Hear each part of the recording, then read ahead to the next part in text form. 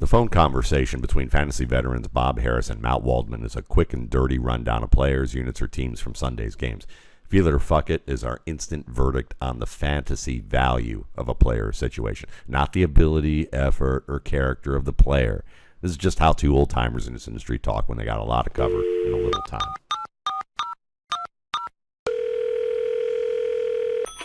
It's September. We don't know enough to do any of this right yet. Except, Matt, it seems like falling back to what I thought in June is paying off more and more each week. That sounds good. So basically, preseason. Yeah, I think we get into the training camps and, we look at the minute by minute and we head into each week and we start focusing on matchups that, again, we don't know enough information to really make reliable decision-making on. But we'll go with the first one. I'll go with this one. Tua Tagovailoa. Feel it or fuck it. Oh, I'm feeling it, but not because of him. I'm feeling it because of Mike McDaniel. Mike McDaniel is like, if we had fantasy coaches, as part of one of the positions, he might be moving up to 1.01 because he's making, with the two, him saying, listen, he didn't say, oh, we already have Jalen Waddle. We already have a fast receiver. My system needs something different. No. Tyreek Hill, we got a chance at him? Fuck that. We're going to get him. And when you do, you look at this offense feels like a hyperspeed version of what Carson Wentz had in year 2 with the Eagles, where people just couldn't kind of figure it out right away, or it just meshed with his talents. And it's quick decisions, get the ball out fast, even if it's just little look-ins that they throw without the receiver running any complex routes. And I'm feeling they're making. Allow me to bottom line this for you, young man. Supporting cast plus innovative offense equals success. We knew this was coming in May. We knew this was coming in June. We should have trusted it. And early in the season, I think that's where I'm heading. I'm starting to trust things that I thought in June, just like I trusted what the Lions were doing with Jared Goff in terms of building the supporting cast. You feeling it? Oh, I'm definitely feeling it. I think he's better in the pocket than people realize. I mean, one of the throws that he had in this game, he got sandwiched by 2 defenders, and he played without a starting center and starting guards, and they still beat the Commanders. That says something about the Commanders, but it also says something about the Lions. And Bob, bottom line-wise, I asked you about the preseason. You still haven't answered that one yet, buddy. Are you feeling preseason analysis? No, I'm not feeling preseason analysis. Right? I mean, we get too caught up in the minutia. We get caught up in all the little bits and pieces that we're looking down a drinking straw at each situation. We need to step back and put it all in a broader perspective, so we can make better decisions come September. Because if we're basing our September decisions on anything from August, we're going to come up short. And Lord knows I am coming up short a fair amount. I need to broaden my perspective a little bit. I'm the one preaching it, and I need to do it better. Yeah, we talk about preseason drum beats, but, you got to be able to clap on the 2 and 4 instead of the 1 and 3. And I think that everyone's clapping on 1 and 3 when they look at the preseason. They're the police then. They're Stuart Copeland. Yeah, there you go. Well, fuck Stuart Copeland, as great as he is in that particular situation. So what about Matt Ryan, speaking of Stuart Copeland? So first of all, let me just say I was as surprised as anyone to wake up this morning and find that Frank Reich still had a job. Tie with Houston, another loss to the Jaguars, and just both in miserable fashion. This is a situation that goes on to prove that what I thought in May and June isn't always 100% correct. That is not totally reliable. And it also further proof that, all the best personnel. Look, he was shorthanded in this game, right? Didn't have his top receiving weapon. But man, there's a lot of pieces not to like here. I'm going to screw this until further notice. Yeah, I'm going to be stubborn, and I'm going to say I'm still going to feel it because it's Matt Ryan. I think that they're still adjusting. I don't think anybody was scared of the passing game, mainly because of, the Jaguars did a good job of playing game against that offensive line. Ryan is maneuverable, not highly mobile. I think they will figure this out. Some of this though, right now, yeah, it's a fuck it situation for now. But until further notice, yeah. I said it right. You did. Russell Wilson, my man. Again, until further notice, fuck this. I'll play some of the associated pieces. This is just not getting together. Despite all the happy talk about the great relationship between Nathaniel Hackett and Russell Wilson. It hasn't melded together yet, right? And, there's outside circumstances are going to force issues here. They're going to start getting a little desperate. I'm hoping it all falls into line, and I think it will at some point. Again, September football is not ideal football to base season-long decisions on. And so I'm not going to make any season-long decisions, but I'm going to, this is a point, Matt, where you decide okay, we're sitting here in September, play your studs.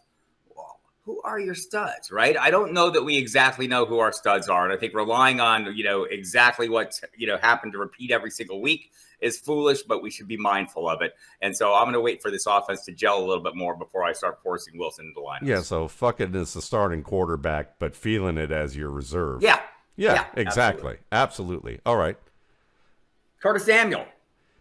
I'm feeling it. He's, there's scheme players and matchup players. And scheme players are guys that the team is going to marshal all its forces to get one guy open and let him make the play. Those guys usually aren't the ones you're going to rely on in the fourth quarter to match up one-on-one against a Patrick Peterson or an Xavier Howard or a Jalen Ramsey.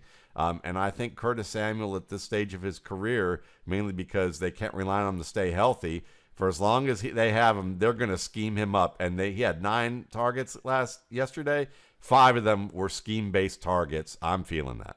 Look, they told us what they wanted to do long ago in Carolina, this coaching staff, when they used him in similar ways. He was super productive as a kind of this chess piece type player, and they are clearly scheming up to get him open in many, many circumstances. I agree with you. I'm feeling it 100%. Well, what about one Chris Olave, the rookie? He had 356 air yards in this game, apparently. According to Dwayne McFarland's Twitter feed, he's the best player ever to live, and I believe everything Dwayne says 100%. So I'm feeling it. Look, I'm feeling it for what he is, right? I mean, he's a big play threat.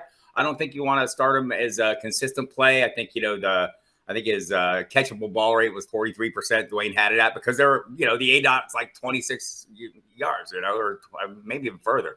I feel it for what he is. I think he is the big play threat in this offense. I don't know if that's something you need in your lineup every single week, but if you have room for it, sure. I don't know. Anybody who eats at a place that has jalapeno infused pork chops, I'm feeling it too. I mean, listen, I liked what Dwayne had to say because from watching the game, Winston couldn't hit him, and he was wide open multiple times, obviously due to the air yards that they're talking about there. And you just look at his ability to run routes; they're going to be able to figure out ways to use him a little bit more, unless they just keep him in that deep role. If like 3 or 4 weeks from now, all they're doing is overshooting him on deep shots, then I might change my mind. Right now, I'm feeling it. I'm with you there. I'm feeling it too. I think it's good enough for that, though. I mean, I'm not relying on him as one of my top 2, but as my wide receiver 3, I think you can get some huge upside there. And all my best ball shares of him are I'm very thankful for having. Richie James, the amazing Richie James. I said that wrong. I've been feeling this since I got asked by Big Blue Review in May to review their depth chart, and I said the surprise player that you guys should be keeping an eye on who could make a big contribution to your offense if given the opportunity will be Richie James. I've always liked Richie James. When I give a player a comparison of a starter kit, doesn't mean that he's the high-end version of that. But, if you add some seasoning, it might be there. Richie James is an Antonio Brown starter kid, if you ask me. In the same way that Clyde Edwards-Helaire is a Emmitt Smith starter kit, though that might mean equal Mike Hart. But, I like Richie James, and he's reliable, good in the slot, good outside, getting a lot of targets. I think it's going to continue. I think him and David Sills are both pawns in this mighty war of chess Brian Daboll is waging against Kadarius, Toney, and Golladay. How are you feeling about those two? Yeah, I'm closer to feeling it about Kadarius Toney because he's working his way into getting targets because they sent a message. Brian Daboll said, "Listen, this is about people being able to work. I'm looking at this Giants team, and I obviously see something going on in this locker room where these guys care more about what they're doing after the game probably than they are for winning or losing a game." And looking at Golladay to me was kind of held up by the Marvin Jones and Golden Tate and Matthew Stafford as basically a one-trick pony who was a high-end athlete who didn't have a lot of great technical skills as a route runner. Toney to me probably wasn't the most mature guy as a worker. And Daboll said, I'm not tied to either of these guys. So if you guys want to act like schmucks, then you guys go ahead and act like schmucks. You're not going to play. I'm going to send the message. We know Toney's one of the most talented guys on the field in that offense, maybe just second to Saquon Barkley. And I think Toney is starting to figure that out. Kenny Galladay's reaction was to clean out his locker after the game, even though he was apprised that he wasn't going to play to begin the game. I think Golladay, I'm thankful for Golladay because people, when I use the Alvin Harper references as receivers who go to new teams who can't do anything, it's so outdated, nobody knows what the hell I'm talking about. Allen Robinson, Matt. Feeling it. Yeah, man. They figured it out. I mean, look, when you can use two steps and make A.J. Terrell go in the wrong direction on a fade route, that's all you need to know about the elite quickness and the great footwork that he did, because he did that multiple times against defensive backs in this game. As long as I'm with you, I feel in it. So yeah, Sammy, we're gonna revisit Sam. No, go ahead. I'm sorry. No, I'm 100%. Look, I think there are enough weapons here. Again, we got really choked up over a poor showing against a really good team in the season opener. Everyone should have dialed back. And I think most everyone did. They realized that this was going to rectify. Yeah, for sure. So what about Sammy Watkins if we're going to revisit guys? So I was talking to Jeff Manns from Guru Elite on my SiriusXM pregame show 2 weeks ago. We were talking about Aaron Rodgers, and he said something that makes perfect sense. Great quarterbacks make great receivers, right? Do they make them every week, or do they make the same guy great every week, or whatever? They cobble things together and they come up with something. Sammy Watkins is a piece of that. So is Allen Lazard, maybe the frontline piece of that. But Aaron Rodgers is going to make somebody look pretty damn good every week. And I'm glad it was Sammy Watkins this week. Might be Sammy Watkins again next week. I don't think it'll be Sammy Watkins every week. But if you're in a pinch, fall back on Rodgers. I think it'll be Sammy Watkins enough weeks, mainly because the week before, defenses were like, fuck that, we're gonna take care of Sammy. We're gonna let them beat us with two rookies and see what happens. And we saw what happened. So I think now with Lazard back, that makes things a little bit more difficult to just totally focus on a guy like Watkins. So I'm more of a believer where Watkins is in that Olave spot. How about Hunter Renfrow? Hey, if Derek Carr's going to throw the ball 40 times every damn week, I'm feeling this. I'm feeling all those guys. It's going to be just fine. Yeah, I'm with you. We don't have much more to say with that. Najee Harris, though. Let's get into something. My cousin Najee not faring well. What do you say? I almost said fuck it last week. I'm saying it this week that I'm ready to go there because this offensive line is just not playing well. Maybe when they switch to Pickett, which could be next week, which means that he's going to whiplash his way back onto this list. But I'm not feeling it. He's on my bench right now. I'm not trying to deal him away for nothing because that's what you're basically going to get for him at this stage compared to what's available. How about you? The Browns made the Jets look good yesterday, so I may give him another chance. May give him another chance this coming week. Look, don't make me say fuck it to Bob Harris. All right, Clyde Edwards-Helaire, say something nice. He can catch. He's a bully in the open field. That play against Derwin James where he lowered the shoulder on that guy was very nice. He can't pass protect, though, and they never use him as such. And he's not he's a good decision maker, but he's not a powerful or especially explosive inside runner. I'm still feeling it as a flex play, but I'm not feeling him as a starter. How about you? Right. When you have a $500 million quarterback, you're not going to trust that guy to protect him. But as the leading component of a backfield of one of the most explosive offenses in the league, I feel that is a flex play every damn week. Gerald Everett. Oh, yes. Bring me all the Everett. Look, I know Keenan Allen was hurt, right? I mean, a big deal. And Justin Herbert's status is going to depend, be a primary thing. But, man, this is another one that I've been hearing ever since he signed with the team. And, credit to Daniel Popper from The Athletic, who every time I've talked to him has reminded me, man, they're using him in all kinds of creative ways. They're making heavy use of him. And I think even at this point, the production has come despite some obvious lack of chemistry issues or still building chemistry issues with Justin Herbert. So I'm feeling it. If you invested in him late in your draft as your second tight end, you're going to have great value. Listen, when Gerald Everett was with the Rams are a template system offense. And if they color it outside the line, Sean McVay slapped the hand because he said, it's my system. This offense is me. I am the offense. And then when you take a look at Seattle, it's kind of more like, yes, it's all kind of touchy-feely and nice up there in the Emerald City, and they talk about how they're going to get more out of him, but then it's template as well. It's just not a very good Shane template. Waldron was the offensive coordinator who went from the Rams to the Seahawks. Exactly. So you knew the offense. He coached us up on the offense a little bit in the tight end room. But the Chargers, like you said, the way they use him, and you can see it, they use him on the wing a lot. They don't use him in line very often because that's not where he's great. He was a former quarterback at South Alabama. He can run after the catch. He was great in all phases of the game except one play that resulted in the pick six, and it was the type of play where basically he was on the same page with Justin Herbert. Herbert got on saw the route, decided to throw it, and then Everett changed his mind at the last second and opened up that window. So I'm okay with him. Isaiah Likely, though? Look, the unathletic Isaiah Likely is likely to do this on occasion.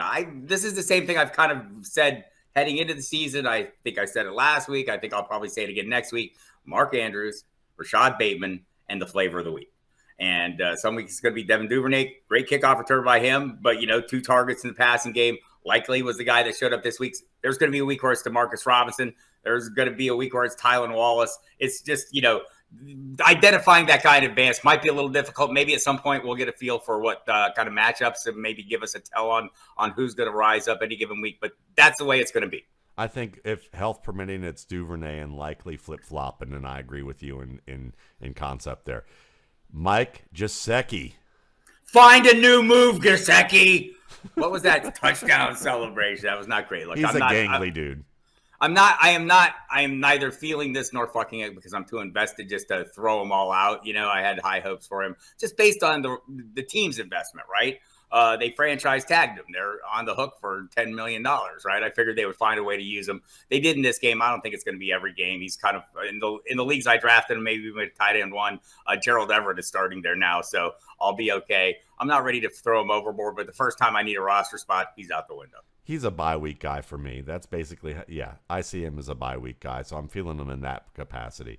But are you feeling Jahan Dotson of the Commanders? This is another one where I'm feeling the coaching staff. They've told us what they're doing now, right? They've schemed him into scoring situations, and they're using him precisely in that way.